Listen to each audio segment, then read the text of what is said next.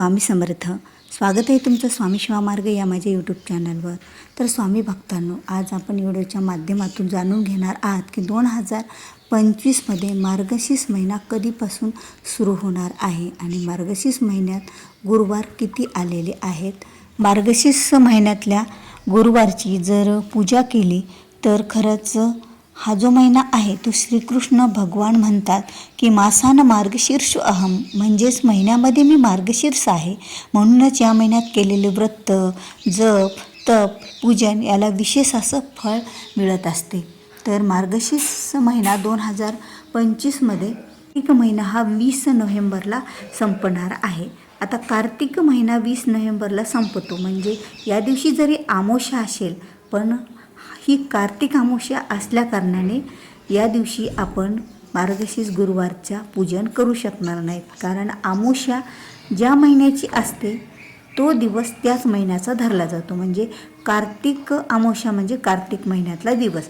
तर आपलं 27 तारखेला मार्गशीर्ष महिन्यातला 7वा दिवस येणार आहेत. पुढे बघा, शुक्ल पक्षातली 7वा दिवस म्हणजे शिव 7 आणि 27 तारखेला आपल्याला पहिला गुरुवारचं पूजन हे लक्ष्मी मातेचं आपल्या घरामध्ये करायचे आहे. कारण लक्ष्मी मातेच्या पूजनाने आपल्या घरामधील धनसंपत्ती, वैभव, सुखशांती हे सर्व काही वाढत असतं आणि लक्ष्मी मातेच्या पूजनानं आपलं घर हे उजळून निघतं. आणि या दिवशी लक्ष्मी माता ह्या पृथ्वीवर भ्रमण करत असतात असं मानलं जातं. ज्या घरात तिची श्रद्धेने पूजा केली जाते तिथे संपत्ती, सुख आणि सौख्य नांदतं. स्त्रिया या दिवशी उपवास करून देवीचं व्रत पाळतात, कथा ऐकतात आणि आरती करतात. हा दिवस घरातील गृहलक्ष्मीला विशेष पूजेसाठी समर्पित केला जातो.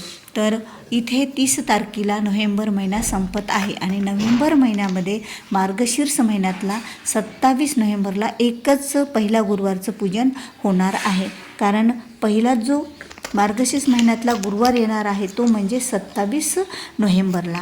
आता डिसेंबर महिन्यामध्ये हे 3 गुरुवार आलेले आहेत. एकूण मार्गशीर्ष महिन्यामध्ये 4 गुरुवार आलेले आहेत. आणि हा बघा इथे मार्गशीर्ष महिन्यातला डिसेंबर महिना 2025. तर डिसेंबर महिन्यामध्ये आणखीन 3 गुरुवार आलेले आहेत. आणि त्याचबरोबर आपल्या सप्ताहाला म्हणजे स्वामी दत्त जयंतीचा जो स्वामी समर्थ केंद्रातला जो सप्ताह असतो तो सप्त्याला सुरुवात होऊन जो 7वा दिवस येतो तो म्हणजे दत्तात्रय जयंतीचा. आणि याच दिवशी आपला दुसरा गुरुवार आलेला आहे तो म्हणजे 4 डिसेंबरला आणि याच दिवशी दत्त महाराजांची जयंती आहे. तर मग नैवेद्य काय दाखवावा हाही प्रश्न पडतो. कारण बऱ्याच स्वामी भक्त हे दत्त जयंतीचा उपवास धरतात, म्हणजे एकादशीसारखा. आणि दुसऱ्या दिवशी म्हणजे सत्यदत्तन पूजनच्या दिवशी सप्ताहाची सांगता असते आणि या दिवशी स्वामींना नैवेद्य दाखवूनच ते उपवास सोडत असतात. तर मग दत्तात्रय जयंतीच्या दिवशी जो गुरुवार आलेला आहे तर या दिवशी नैवेद्य काय दाखवावा हाही प्रश्न पडतो. तर नैवेद्यामध्ये काही एखादा जो म्हणजे फलाहार वापरला जातो तो नैवेद्य आपण दाखवला तरी चालतो. जसे की भगर, उसळ. जसं आपण एकादशी आल्याच्या नंतर जो नैवेद्य देवाला दाखवतो त्याचप्रमाणे तुमच्या घरात जो तुम्ही दत्तात्रय जयंतीच्या दिवशी जे पदार्थ उपवासाचे आपल्या खाण्यासाठी करत आहोत तेच पदार्थ या दिवशी देवीला नैवेद्यामध्ये दाखवायचे आहेत. आणि दुसऱ्या दिवशी म्हणजे दत्त जयंतीचा सप्ताह असतो. त्या काळामध्ये अनेक जण गुरुचरित्र पारायणाला बसलेले असतात किंवा नसले तरी दत्त जयंतीचा बऱ्याच महिलांना हा उपवास असतो. त्यामुळे हा जो उपवास आहे गुरुवारचा तो आपल्याला दुसऱ्या दिवशी सोडायचा असतो. आणि या दिवशी आपण शुक्रवारी जो काही पूजा मांडलेली आहे आपल्या घरामध्ये त्या पूजेला नैवेद्य दाखवून नंतरच ती पूजा उचलायची असते. असा हा दत्त जयंतीचा आपल्याला दुसऱ्या दिवशी नैवेद्य दाखवायचा आहे.